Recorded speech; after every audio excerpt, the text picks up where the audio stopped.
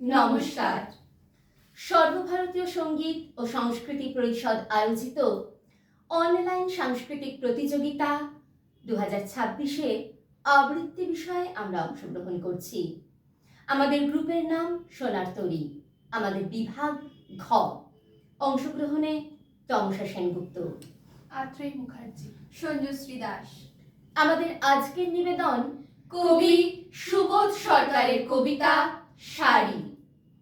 বিয়েতে 51টা শাড়ি পেয়েছিল মেয়েটা, অষ্টমঙ্গলায় ফিরে এসে আরো 6টা।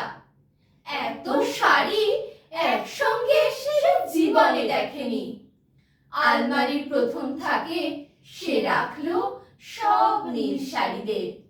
হালকা নীল একটাকে জড়িয়ে ধরে বলল, তোর নাম আকাশ। দ্বিতীয় থাকে রাখলো সব গোলাপিদের। একটা গোলাপিকে জড়িয়ে সে বলল, তোর নাম অভিমান। তৃতীয় থাকে 3টি ময়ূর, যেন 3 দিক থেকে ছুটে আসা সুখ। তেজপাতা রং যে শাড়িটার, তার নাম দিল বিষাদ। সারা বছর সে শুধু শাড়ি উপহার পেল।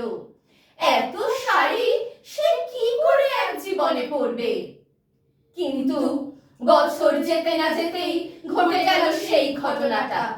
সন্ধ্যের মুখে মেয়েটি বেরিয়েছিল স্বামীর সঙ্গে চাইনিজ খেতে। কাপড়ে মুখ বাঁধা 3টি ছেলে এসে দাঁড়ালো। স্বামীর তলপেটে ঢুকে গেল 12 ইঞ্চি, ওপর থেকে নিচে, নিচে নেমে ডান দিকে। পড়ে রইল খাবার। চিলি ফিশ থেকে তখনও ধোঁয়া উঠছে। এর নাম রাজনীতি, বলেছিল পাড়ার লোকেরা।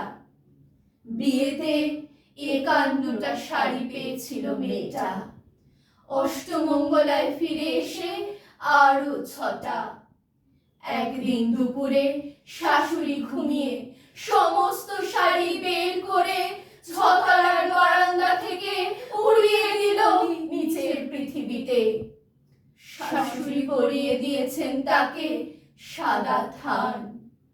19 বছরের একটা মেয়ে, সে একা। কিন্তু সেই থানও এক ঝটকায় খুলে নিল 3জন। পাড়ার মোড়ে একটি সদ্য নগ্ন বিধবা মেয়ে দৌড়াচ্ছে আর চিৎকার করছে, বাঁচাও! পেছনে 3জন, সে কি উল্লাস! নির্বাক পাড়ার লোকেরা।